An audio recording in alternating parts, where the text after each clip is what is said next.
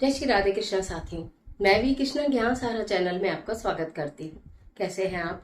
आपके अच्छे स्वास्थ्य और सुखद जीवन की मंगल कामना करती हूँ। आपके और अपने इष्ट देवों को कोटि कोटि नमन करते हुए, बड़ों को प्रणाम करते हुए वीडियो प्रारंभ करते। साथियों, बात कर लेते हैं पितृ विसर्जनी अमावस्या की। इस वर्ष 2024 में पितृ विसर्जनी अमावस्या किस दिन रहेगी? इस पितृ विसर्जनी अमावस्या पर पूरे 16 दिन के जो श्राद्ध के महत्वपूर्ण दिन थे, उसमें आपने कुछ किया हो या नहीं किया हो, तब भी पितृपक्ष की अमावस्या जो होती है, ये पितृ विसर्जनी अमावस्या, इसको जरूर करना चाहिए। पूरे समय में जो भी करा वो किया, लेकिन अमावस्या के दिन जरूर कर लेना ये काम जो मैं आपको बता रही हूँ।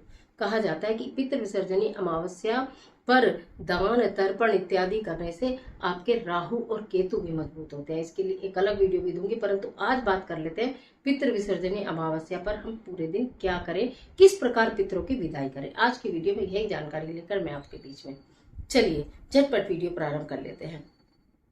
मैं बात कर रही हूँ पितृ विसर्जनी अमावस्या की कब है। पितृ विसर्जनी अमावस्या पूर्ण रूप से 2 अक्टूबर दिन बुधवार की रहेगी। इस दिन 16 दिन के चूंकि श्राद्धों का समापन हो रहा है, उसके बाद 3 अक्टूबर से महामाई का आगमन हो रहा है। महामाई के पावन नवरात्रे प्रारंभ हो रहे हैं। पूरी सीरीज आपके लिए रेडी है, चैनल पर बने रहिएगा। तो बात हम कर रहे हैं पितृ विसर्जनी अमावस्या की। कहा जाता है कि इस दिन जो भी ये श्राद्ध पक्ष होता है, पूरे वर्ष में एक बार आता है। पहली बात, यूं तो वर्ष भर में अमावस्या बहुत आती है, पर यह अमावस्या सबसे ज्यादा महत्वपूर्ण इसलिए मानी गई है, इस अमावस्या पर पितरों की विदाई होती है। जिस भी व्यक्ति की कुंडली में पितृदोष बताया गया होता है, पूरे वर्ष भर आप अमावस्या पर खूब उपाय करते हैं, शनिवार को उपाय करते हैं, लेकिन पूर्ण रूप से फल की प्राप्ति नहीं होती। पूर्ण रूप से फल की प्राप्ति इस अमावस्या पर होती है, जो पितृ विसर्जनी अमावस्या है, जिसमें पितरों की पूर्वजों की विदाई की जाती है। बहुत सारे लोग, मैंने अभी कमेंट, जब वीडियोस में कमेंट्स पढ़े, तो उनके फादर नहीं है, मदर नहीं है, लेकिन वो उनके लिए कुछ करते भी नहीं है।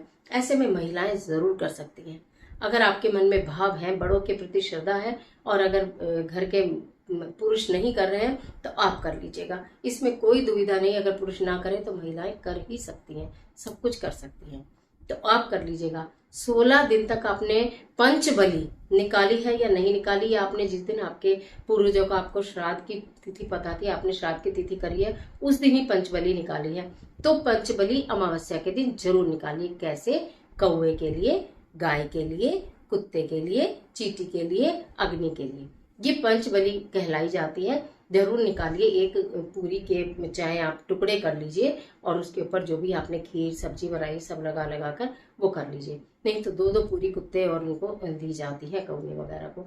आप जैसे सुविधा हो वैसे कर लीजिएगा, लेकिन पंचबली अमावस्या के दिन जरूर निकालिएगा।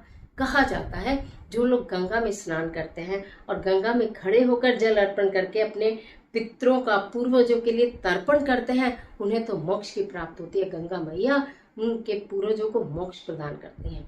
तो अगर ये संभव हो तो ये करिए, अन्यथा गंगा जल लेकर, मैंने बताया भी है आपको कि 3 अंजलि गंगा जल लें। गंगा जल लें, उसमें काले तिल डालें, फिर अपने पितरों के नाम का स्मरण करते हुए छोड़ दें। फिर गंगा जल और जल लें, उसमें 1 चुटकी काले तिल डालें, फिर छोड़ दें, 1 चुटकी काले तिल डालें, फिर छोड़ दें। 3 बार ऐसे 3 अंजलि भी दे देंगे तो भी वो पितृ तृप्त हो जाते हैं।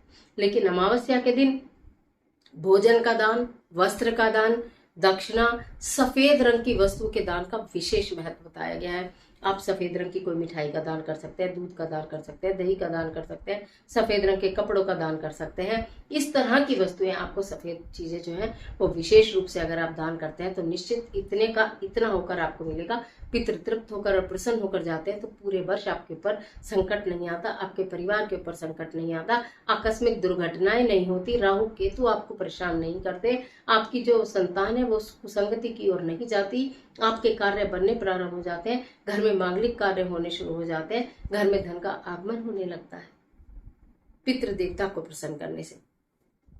आपको ये जो मैंने पंचबली ये कर देना है, दान जो मैंने बताया ये कर देना है। इसके साथ साथ क्या कर देना चाहिए? प्रातःकाल आप उठिए। अगर आपके यहाँ अमावस्या का श्राद्ध होता है, बहुत अच्छी बात है, आप कर रहे हैं, अपने ब्राह्मण को आमंत्रित किया, उन्हें भोजन कराया, उनको दान दक्षिणा दी, हाथ मन जोड़कर मनी मन प्रार्थना की कि हे प्रभु, बस अब मेरे जितने भी पितृ हैं, जो हमारे पूर्वज हैं, वो अपने अपने धाम को आज लौट रहे हैं, अपने धाम को प्रसन्नचित्त होकर लौटे और हमें भी प्रसन्नता प्रदान करें। इसी भाव के साथ आपको करना है। अमावस्या के दिन भूले से भी तेल का प्रयोग मत करिएगा। सरसों के तेल का प्रयोग भूल कर भी मत करिएगा किसी भी भोजन में। वैसे पितरों का भोजन अमावस्या हो या कोई भी हो, तेल में नहीं बनाया जाता, पर अमावस्या के दिन सरसों के तेल का आप बिल्कुल प्रयोग नहीं करेंगे। आप ये नहीं सोचेंगे आज अमावस्या है, पितृ विसर्जन अमावस्या है, हमने तो पितरों को विदा कर दिया, अब हम हेयर कट भी ले लें, तो हम कपड़े भी खूब कूट कूट के धो दें, तो हम ये भी कर दें वो भी कर दें, हम कुछ उल्टा सीधा खा ले, तामसिक वस्तुओं को ग्रहण कर ले। मत करिएगा। अगर आपने 16 श्राद्ध में भी अपने पितरों के लिए श्राद्ध अर्पण किया है और फिर आपने अमावस्या के दिन ये कार्य कर लिया, तो फिर आपका सब व्यर्थ चला जाएगा। तो इसलिए इन चीजों की सावधानी भी है कि हमें क्या करना चाहिए क्या नहीं करना चाहिए। आज के दिन दान करें, स्नान करें, दक्षिणा करें, हवन करें, गायत्री मंत्र का जाप करें, महामृत्युंजय मंत्र का जाप करें, ओम पितृ देवताय नमः मंत्र का जाप करें। मतलब जितनी पूजा पाठ आज उनके निमित्त कर लोगे ना, पूरे वर्ष आपके घर में सुख समृद्धि आएगी और आप शांति से अपना जीवन यापन कर पाओगे। आज के दिन, अमावस्या के दिन, इतना महत्वपूर्ण है ये अमावस्या का दिन। इसी के साथ साथ ये सारा कार्य आपने कर लिया, अपने घर में भोजन भी करा दिया। भोजन करने वाला ना मिले तो देकर आ जाइएगा। छतरी दान कर सकते हैं, चप्पल दान कर सकते हैं, जूते दान कर सकते हैं, अंगोछा दान कर सकते हैं।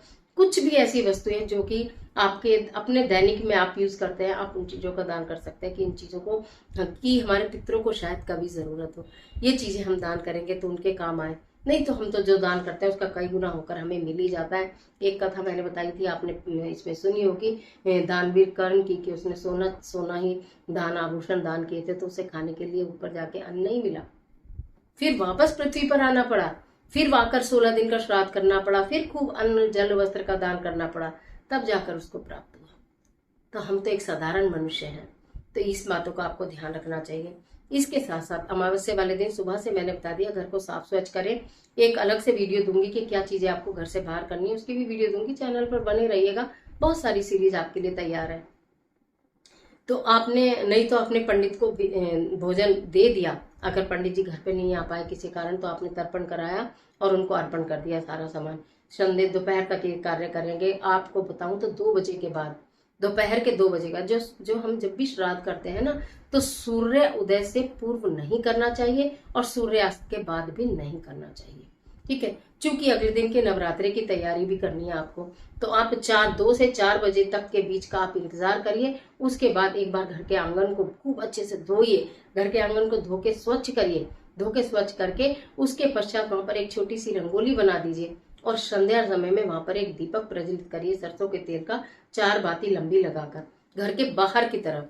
ध्यान करिएगा, घर के बाहर, मुख्य गेट के बाहर की तरफ, कि जिससे कि हाथ जोड़कर प्रार्थना करें, हे पितृगण, आप अपने पितृलोक को जा रहे हैं, आपका जो रास्ता है वो प्रकाशवान हो और हमारा इस लोक में जीवन प्रकाशवान।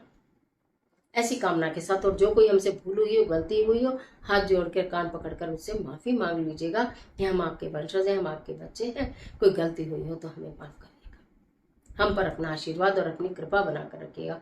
जाने अनजाने, जिन्हें जानते हो तो भी, नहीं जानते हो तो भी, आपके घर में कोई श्राद्ध नहीं होता तो भी, सर्व पितृ विसर्जन अमावस्या उन अज्ञात लोगों के लिए भी की जाती है जिनकी हमको तिथि मालूम नहीं होती, कि किसी की अकाल मृत्यु हो गई है, किसी की असमय मृत्यु हो गई है, किसी की अल्पायु में मृत्यु हो गई है, कोई हम नहीं जानते जिनको, या फिर पूरे वर्ष भर हमारे पैर के नीचे कीड़े मकोड़े चींटी आते रहते हैं, या कोई पक्षी हमारे हाथ से कुछ दुर्घटनाग्रस्त हो जाता है, या कि चूहे हैं, बिल, मतलब कहने का यह है कि जितने भी प्राणी हैं, जीव जंतु हैं, कहीं ना कहीं पूरे वर्ष में हमारे माध्यम से अगर किसी को नुकसान पहुंचा हो, किसी को मृत्यु हुई हो, तो वो जो पितृ विसर्जन अमावस्या उन सबसे भी क्षमा मांगने का दिन होता है। तो इसलिए अमावस्या सबसे ज्यादा महत्वपूर्ण मानी जाती है। इस अमावस्या पर सभी को कुछ ना कुछ जरूर कर लेना चाहिए, चाहे वो छोटी उम्र के बच्चे हो, अभी रिसेंटली शादी हुई हो, चाहे वो बड़ी उम्र के बच्चे हो। कहते हैं ना, जो कोई खाता है तो अपने पेट में ही खाता है, यानी अपने खाने से ही अपनी भूख मिटती है। अपने हाथ से दान देने से ही आपके कर्मों में इजाफा होगा, यानी आपके कर्म मजबूत होंगे। किसी और के करने से आपके कर्म मजबूत नहीं होंगे। अपने कर्मों पर विशेष ध्यान दीजिए कि हमारे कर्म अच्छे हों। बस कर्म अच्छे होंगे तो फल जरूर मिलेगा अच्छा, चाहे आज मिले या कल, जरूर मिलेगा फल। तो ये सारी चीजें हैं जो मैंने आज आपको बताई है, इस बात को ध्यान रखिएगा। तो अक्टूबर को पितृसर्जनी अमावस्या है। सभी के पितृ सबके ऊपर कृपा बनाए रखें, ऐसी हम भी ईश्वर से प्रार्थना करेंगे। और आप जितना संभव जो भी हो सके वो आप कर लीजिएगा, दान कर लीजिएगा, दीपक कर लीजिएगा, जो भी कर सकते हैं। और शाम के समय मैंने बोला घर को बिल्कुल मुख्य द्वार को साफ स्वच्छ करके दीपक जला दीजिएगा कि अब हमने पितरों की विदाई कर दी, अब माता रानी के आगमन की हम तैयारी करने वाले हैं। आज के लिए इजाजत दीजिए। आशा करती हूँ वीडियो आपके लिए बहुत उपयोगी साबित होगी। मिलती हूँ एक और जबरदस्त वीडियो के साथ। तब तक हंसते रहिए, मुस्कुराते रहिए, अपना और अपने अपनों का ख्याल कीजिए। वीडियो अच्छी लगे तो लाइक कीजिए, जितना चाहे फ्रेंड के साथ शेयर कीजिए। इस तरह के तमाम वीडियोस के लिए चैनल को सब्सक्राइब कर लीजिएगा, बेल आइकन का बटन भी प्रेस कर लीजिएगा। और कोई ऐसा कार्य मत करिएगा कि आपके पितृ नाराज होकर, दुखी होकर इस पृथ्वी से चले जाएं। अच्छे अच्छे कार्य करिए। ईश्वर आपके